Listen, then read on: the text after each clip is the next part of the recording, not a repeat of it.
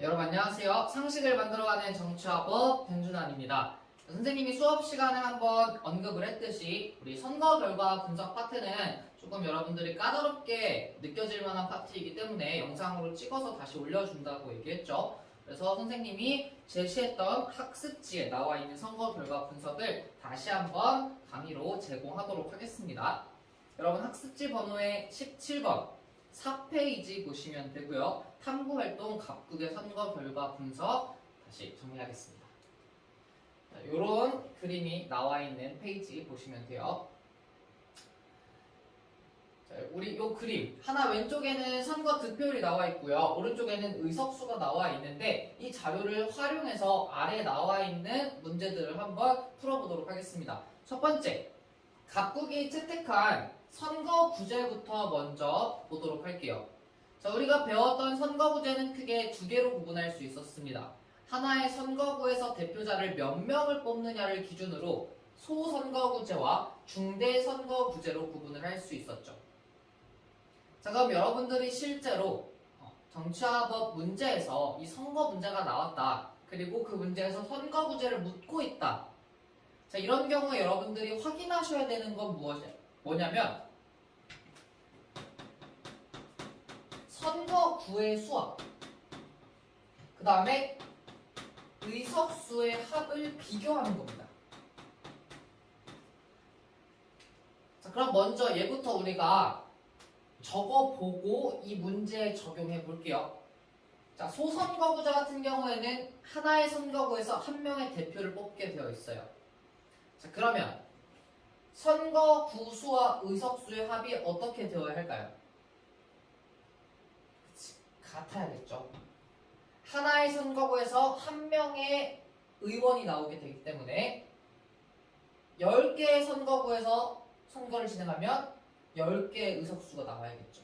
따라서 소선거구제 같은 경우에는 이 둘의 수가 같아야 합니다. 자, 반대로 중대선거구제 한번 생각해 볼까요? 자, 중대선거구제는 하나의 선거구에서 2명 이상의 대표를 뽑게 되어 있어요. 자, 그러면 한 선거구당 2명 이상의 대표가 나오기 때문에 이 둘의 숫자를 비교하면 어떤 숫자가 더 클 수밖에 없다? 그치, 의석수가 더 클 수밖에 없다. 대표가 더 많으니까. 됐죠?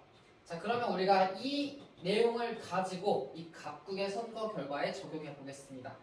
지금 1번에서 묻고 있는 건 지역구 의원 대표를 지역구 의원 선거에 대한 내용이에요. 일단 지역구 수 확인해 볼게요. 첫 번째 당구장 표시에 있네요. 총 200개라고 합니다.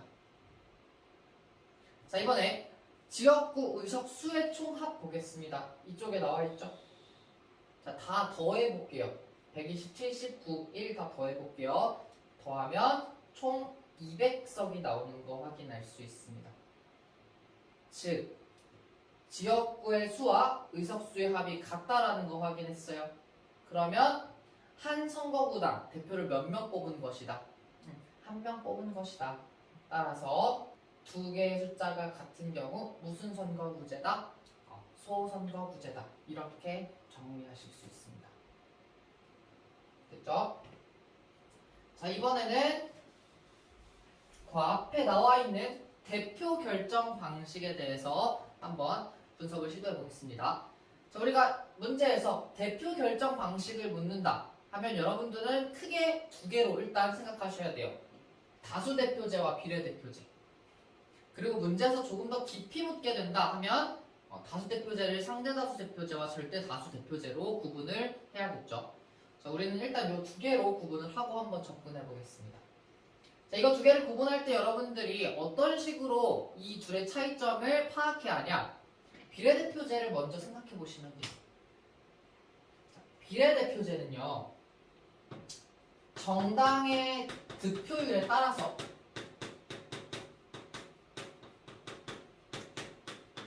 의석수를 배분한다고 했어. 자, 그러면 정당 득표율과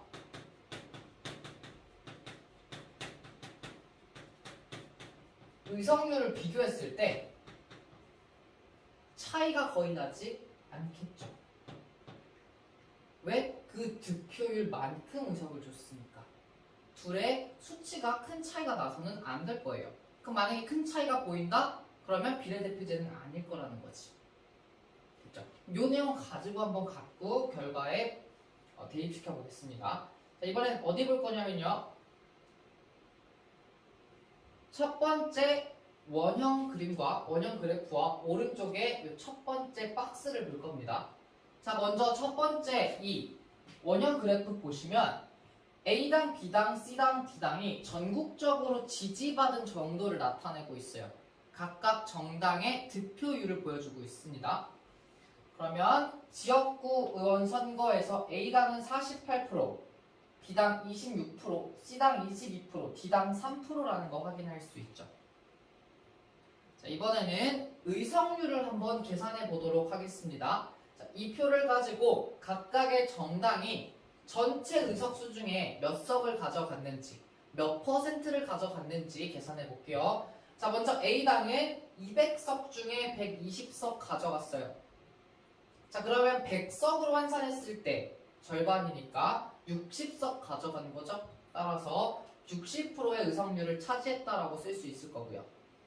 자, B당은 200석 중에 70석, 즉 100석 중에 35개 의석을 가져간 거니까 35% 의석률 차지했고요.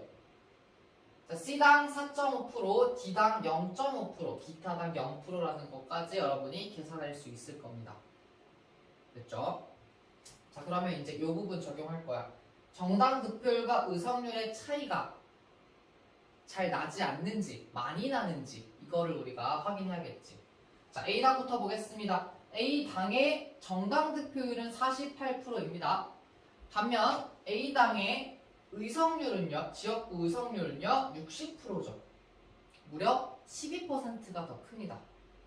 자, B당은요, 정당 득표율 26%고요. 의석률은 35%입니다. 역시 9%나 차이가 나요. 자, 그럼 전국적으로 A당을 지지하는 사람은 48%밖에 안 되는데 실제로 대표가 된 사람은 전체 의원 중에 60%야. 국민들이 원하는 것보다 더 많은 사람이, 더 많은 A당 사람이 대표가 됐죠. 이런 거 무슨 대표? 과대대표라고 얘기했었습니다. B당 마찬가지고요. C당, D당 보겠습니다. C당은 정당 지지율이 22%나 되지만 실제로 차지한 의석률은 4.5%밖에 되지 않아요. 약 17.5%의 차이가 나죠. 자, 그 다음에 D당 보시면요. 3%의 지지율이 있었지만 실제 의석률은 0.5%밖에 되지 않습니다. 자, 이 경우에는요. 국민들이 C당을 22%나 지지하지만 실제로 C당 사람 중에 대표가 된 사람은 전체 의원 중에 4.5%밖에 되지 않는다. 즉, 국민이 원하는 것보다 훨씬 더 적은 수의 대표가 당선됐다. 그래서 무슨 대표? 과소 대표라고 이야기를 했죠. 됐죠? 자, 그럼 여기까지 봤을 때 결국 정당 득표율과 이 의석률 간의 격차가 크다 작다? 크다라는 거 확인할 수 있지. 그럼 비례대표제 아닐 거고요. 남은 거 뭐? 다수대표제가 된다는 거. 됐나요? 우리가 지금 이 자료만 가지고는 절대다수대표제인지 상대다수대표제인지는 구분할 수가 없겠죠. 됐죠? 자, 그럼 이제 2번으로 넘어가 보겠습니다. 2번은요. 각국의 지역구 의원 선거와 비례대표 의원 선거 결과를 정당 득표율과 의석률의 관점에서 비교해 보라는 문제입니다. 그러면 우리 지역구 선거 방금 했던 거랑 똑같은 내용이죠. 어땠어요? 정당 득표율과 의석률의 차이가 크다라는 거 확인했죠. 그럼 나머지 하나 비례대표 의원 선거 결과 한번 분석해 보겠습니다. 똑같이 접근해 볼게요.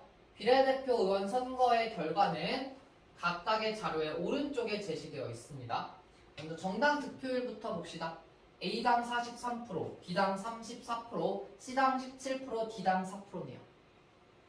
자, 이번에는 비례대표 의석에 대한 의석률을 구해보겠습니다. 의석률을 구하기 위해 먼저 비례대표 의석수 총합을 구해야겠죠. 46, 36, 18 더하면 총 100석 나오는 거 여러분 계산하실 수 있을 거예요. 자, 그럼 A당은 100석 중에 46석 가져갔으니까 46% 의석률 차지했을 거고요. 나머지 역시 그 숫자만큼이 퍼센트가 된다는 거 계산할 수 있습니다. 자, 그럼 이제 둘의 숫자 차이 한번 비교해 볼게요. A당 43% 정당 득표율, 의석률 46%, B당 34%, 36%, C당 17%, 18%, D당 4%, 0%, 그 다음에 기타당. 자, 결국 지금 A당부터 기타당까지 5%가 넘게 차이 나는 정당이 없는 걸 확인할 수 있습니다. 따라서 우리는 지역구 의원 선거에 비교하여 정당 득표율과 의석률의 차이가 작다, 이런 결론을 내릴 수 있겠죠. 자, 이걸 문장으로 조금 풀어서 서술하자면 지역구 선거에서는 정당 득표율과 의석률의 격차가 컸지만 비례대표 의원 선거에서는 정당 득표율과 의석률의 격차가 작았다, 이렇게 쓸 수 있을 거고요. 자, 이것이 의미하는 것이 무엇인가 라고 물어본다면, 자, 결국 비례대표 의원 선거는 국민들이 원하는 만큼 딱 그만큼이 대표로 당선이 된 거죠. 국민들이 요만큼 원하면 요만큼의 사람이 실제 의원이 된 거예요. 그러다 보니 국민의 의사를 더 정확하게, 더 제대로 반영했다라고도 우리가 표현을 하는 거죠. 됐죠? 자, 그럼 우리 이제 마지막으로 문제는 아니고요. 여기서 제시되어 있는 제도 한 가지를 확인해 보도록 하겠습니다. 자, 어떤 제도인지 여기를 먼저 볼게요. 비례대표 제도에 정당 득표율과 의석률에도 격차가 존재하긴 합니다. 그 격차가 작지만 분명 존재했어요. 다시 비례대표 선거 의미 떠올려 볼까요? 비례대표 선거는 정당의 득표율만큼 의석수를 주는 거예요. 그러면 이 수치가 같아야 되지 않을까라는 의문을 가질 수 있어요. 물론 원칙적으로는 둘의 숫자가 같아야 되는 게 맞지만 지금 이 두 번째 당구장에 나와 있는 제도 때문에 약간의 차이가 발생합니다. 자, 두 번째 당구장 표시에 체크 한번 해보시고 읽어볼게요. 자, 비례대표 의원 선거에서 정당 득표율 5% 이하는 의석을 배분하지 않는다. 즉 비례대표 의원 선거를 했는데 정당의 득표율이 너무 낮아. 이거는 국민들이 크게 지지하는 거라고 볼 수 없어. 자, 이렇게 판단하는 정당은 아예 의석을 배분하지 않습니다. 자, 이걸 무슨 조항이라냐면 공쇠조항이라고 해요. 즉 지지율이 너무 낮은 정당은 이 의석수 배분하는, 실제로 의원이 될 수 있는 그 합격선을 아예 막아버리겠다는 뜻이에요. 그렇죠? 자, 구체적으로 공쇠조항은 우리가 이렇게 정의합니다. 일정 득표율 이상의 정당 또는 일정 수 이상의 당선자를 배출한 정당만 의석 배분에 참여하도록 하는 제도. 즉 합의를 통해서, 자, 우리가 이 정도 수치는 가지고 있어야 국민들이 지지하는 거라고 볼 수 있어.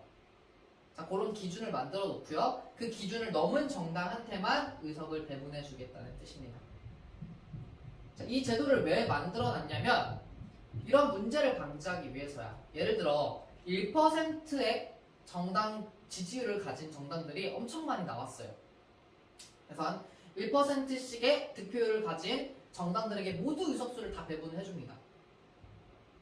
자, 이런 경우에 국회에서 만약에 법률안을 만들거나 또는 정책을 어떻게 시행하려고 할 때 모든 정당의 다른 의견들을 다 조율하는데 시간이 너무 오래 걸린다는 거야. 우리 지금 긴급하게 법을 만들어야 되고 정책을 만들어야 되는데 모든 정당의 목소리가 다 다르니까 이걸 하나로 만들기가 너무 어렵다는 거지. 그래서 이러한 문제를 방지하기 위해서, 즉 너무 작은 정당들이 이 국회를 어지럽게 만드는 난립을 방지하기 위해서 공수의 조항을 두고 있다. 이렇게 정리하시면 되겠습니다.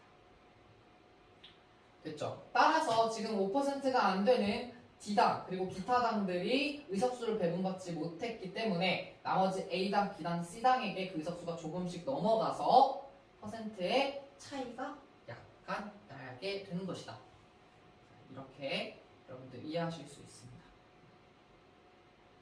됐죠? 그래서 여러분들이 실제로 이렇게 정당 득표율과 의석수가 주어졌을 때 두 개를 비교해서 우리가 배웠던 선거 관련 제도들을 유추해낼 수 있는 것, 이 정도는 충분히 연습을 하시고 시험을 보시면 좋을 것 같습니다. 자, 혹시 내용 복습하다가 모르는 거 있으면 또는 지금 수업 듣는 내용 중에 이해 안 가는 부분이 있으면 교무실에 찾아와서 질문하시면 되겠습니다. 네, 또 나중에 어려운 내용들이 있으면 선생님 영상으로 찾아가도록 할게요. 다음 시간에 시험 끝나고 수업에서 보도록 하겠습니다. 안녕.